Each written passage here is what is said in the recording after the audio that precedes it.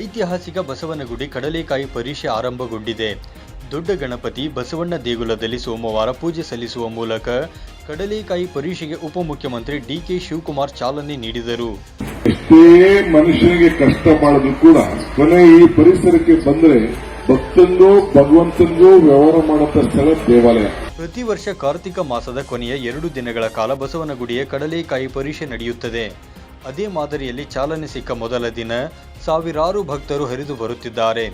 ಬೆಂಗಳೂರು ಸುತ್ತಮುತ್ತಲಿನ ವಿವಿಧ ಜಿಲ್ಲೆಗಳಿಂದ ಹಾಗೂ ಅನ್ಯ ರಾಜ್ಯಗಳಿಂದ ಬಂದಿರುವ ವ್ಯಾಪಾರಿಗಳು ರಸ್ತೆ ಬದಿ ತಳ್ಳುವ ಗಾಡಿ, ಮಳಿಗೆಗಳಲ್ಲಿ ಕಡಲೆಕಾಯಿ ಮಾರಾಟ ಮಾಡುತ್ತಿದ್ದಾರೆ.